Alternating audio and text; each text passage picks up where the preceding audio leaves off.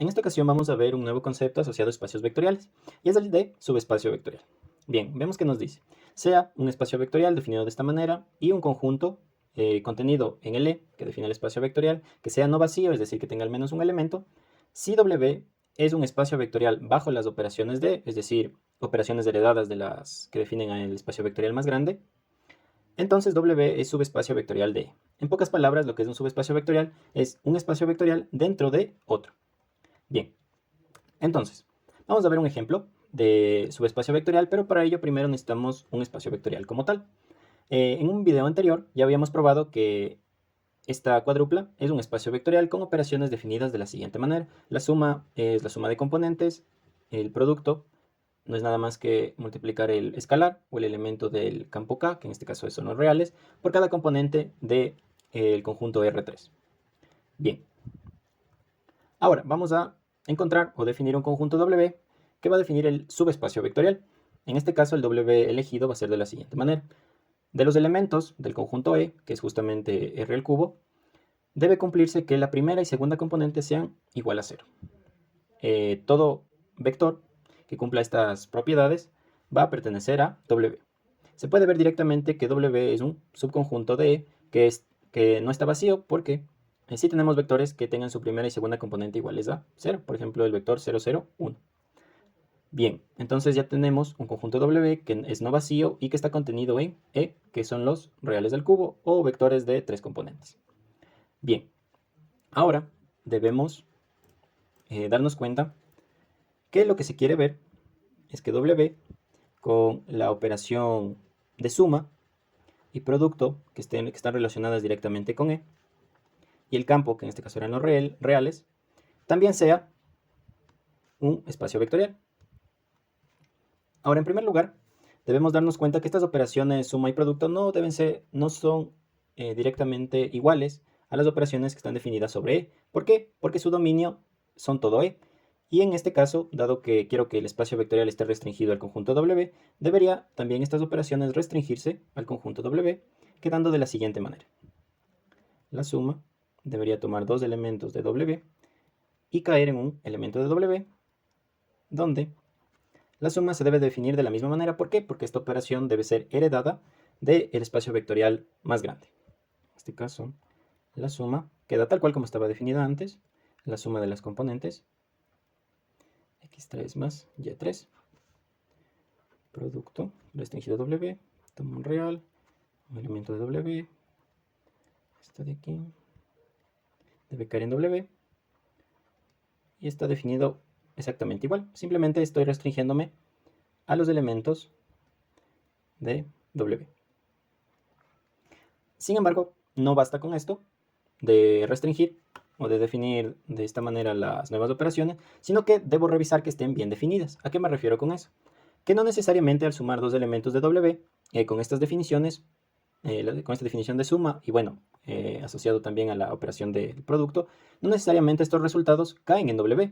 Tengo que verificar eso para asegurarme de que estas nuevas operaciones que son heredadas del espacio vectorial más grande estén bien definidas. Eso es lo que vamos a ver en la parte de acá. Entonces, veamos para la operación suma restringida W. Debemos revisar que esté bien definida, es decir, que al sumar dos elementos de el conjunto W, a los cuales voy a llamar XY, que pertenezcan a W, ¿esto qué significa? Que la suma, bueno, que la primera y segunda componente son iguales a 0. Veamos que justamente eso se cumpla. Y ahora, ¿qué deberíamos ver? Que el resultado de sumar estos dos elementos de W también me dé un elemento de W. ¿Cómo está definida esta operación? Sumar las componentes. X3 más Y3. Bien. Démonos cuenta de algo. Dado que X y Y ya pertenecen a W, entonces puedo decir que este es 0, este es 0, esto es 0, esto es 0, y a la final el resultado de esta operación de la suma va a dar 0, 0 y x3 más y3, que no estoy seguro o no sé cuáles sean sus valores, pueden ser cualesquiera. De esta manera me doy cuenta que el resultado de sumar efectivamente me da un elemento W. ¿Por qué? Porque la primera componente es 0 y la segunda componente es 0. Por lo tanto, como esto pertenece a W, la operación suma restringida W está bien definida.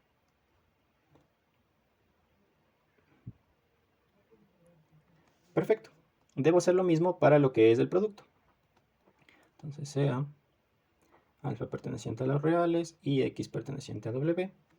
¿Qué va a pasar con el producto de estos dos elementos? Esto va a ser alfa x1, alfa x2, alfa x3. Sabemos que las primera y segunda componente de x son 0, por lo tanto el producto también va a ser 0. Y esto va a ser igual a 0, 0, alfa x3. Y nuevamente me doy cuenta que esto pertenece a w, por lo cual esta operación también está bien definida. Bien, entonces este sería el primer paso. Ya me he asegurado de que las nuevas operaciones restringidas al conjunto w estén bien definidas. Sin embargo, también debo probar las otras propiedades propias de un espacio vectorial para que justamente concluir que w con las operaciones heredadas también sea un espacio vectorial y con ello un subespacio vectorial del conjunto E. Ahora, con la asociativa de la suma se cumpliría directamente esto. ¿Por qué? Porque al final, dado que los elementos de W son elementos de E y la operación suma conserva en sí la misma estructura, lo único que cambió el dominio, por lo cual, como en el espacio grande ya se cumple, en el espacio más chiquito también se va a cumplir esta propiedad asociativa. Lo mismo con la conmutativa, dado que W es, está ligada directamente a la estructura de la operación del conjunto más grande. Así, estas primeras dos propiedades estarían cumplidas. La que sí tendríamos que revisar un poco más es esta propiedad del neutro de la suma. No estamos seguros si el cero del espacio pertenece a W. Eso lo tenemos que verificar porque no necesariamente puede ser cierto.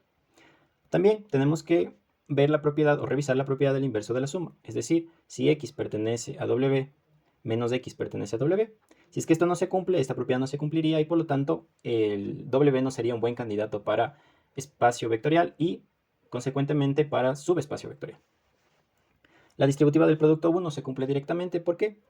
Porque la operación está ligada directamente la operación de producto restringido W está ligada directamente con la operación producto del espacio vectorial más grande, el cual ya cumple estas propiedades. Por lo tanto, si las propiedades se cumplen para el conjunto más grande, también se van a cumplir para elementos del conjunto más pequeño. De igual manera con la propiedad asociativa del producto, precisamente por esta razón de acá, que estas dos están estrechamente ligadas y este de aquí ya cumple dichas propiedades. Lo mismo con el elemento neutro del producto. ¿Por qué? Porque el campo no ha cambiado y a este campo sigue existiendo lo que es el 1, que cumple las mismas propiedades. Al multiplicarse por un elemento cualquiera, en este caso del conjunto W, lo que me da como resultado es el mismo elemento. Bien, entonces lo que nos faltaría verificar que se cumpla es la propiedad del neutro de la suma y la propiedad del inverso de la suma, porque estas dependen de que un elemento en particular pertenezca al nuevo conjunto W, que queremos probar que sea un subespacio vectorial. Bien. Y eso es justamente lo que vamos a hacer. Primero con lo que es el neutro de la suma. Para este caso, para el espacio vectorial E, el neutro de la suma estaba definido como el que contiene todos sus elementos iguales a 0. Como estoy definiendo la suma de W, que es prácticamente un pariente de la suma de E, vamos a anotarlo de esta manera, el neutro estaría definido de la misma forma. ¿Por qué? Porque la estructura de la función de la suma es igual. Ahora la pregunta es, ¿el 0 de pertenece al conjunto W? Pues la respuesta es sí. ¿Por qué? Porque la primera y segunda componente son 0, tal cual está definido el conjunto W. Entonces, esta propiedad sí se cumple. Nos faltaría ver si la propiedad del inverso de la suma se cumple. Esto lo veríamos si tomamos un x en el conjunto W y probamos que menos x pertenece también a W. Recordando una demostración de un video anterior, menos x también se definía como menos 1 por x. Como vemos, dado que este producto de aquí no sería nada más que el menos 1 por un elemento de W, donde obviamente voy a usar lo que es el producto restringido, puedo concluir que esto también pertenece a W. De dicha manera también he cumplido la última propiedad que me faltaba, que era el del inverso de la suma.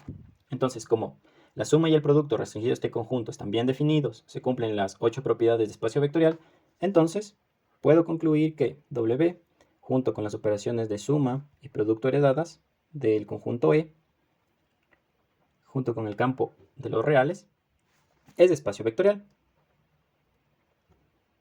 Por lo tanto, esto implica que es un subespacio vectorial de E. ¿Por qué? Porque W está contenido en E.